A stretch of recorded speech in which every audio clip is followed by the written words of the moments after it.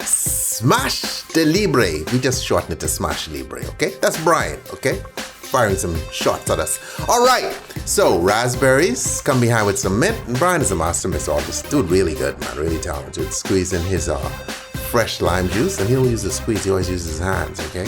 Every mixologist got their little tips, okay? Muddle that bad boy up, comes with a Coca-Cola reduction. We call it a reduction because he turned it into syrup. He can tell you how he did that at the end, okay? Then he comes behind with some vanilla infused rum. He used vanilla bean pods and sliced them and put it in, but he can tell you about that at the end as well. Okay, get a nice little shake on, shake, and every mixologist has their own shaking technique. You just slow it down so you can see it. Okay, look like he's dancing. All right, drop an ice cube in that bad boy, strain that in, okay? Getting rid of all the seeds in the pulp. Okay. All right, beautiful. Come behind with a little bit of fresh mint. You notice he spanks it, right? Just to let that aroma flow. Garnish, good to go. And there you have it, the what? Smash the Libre. Smash the Libre, okay? Smash the free, okay? Because this is a twist on a Cuba Libre, which would be rum, Coke, with a squeeze of lime, right? Squeeze of lime, slice or something like that. Now, what you did with yours was So we infused our Silveray, which is an aged rum with vanilla bean. So you split your vanilla bean, open it up, drop it in, 24 to 48 hours, just go ahead and taste it. How much vanilla bean would you have to put in though? So for this one, I used a pod and a half. Okay. Yeah.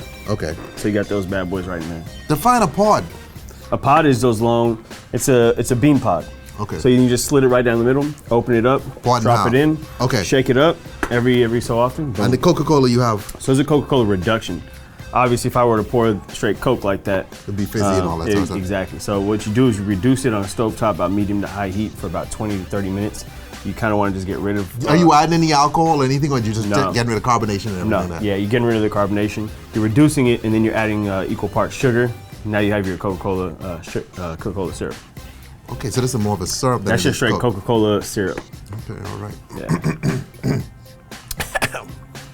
All right. There you go. Okay, hold on. Come on, hurry up. I don't want it to come out too fast.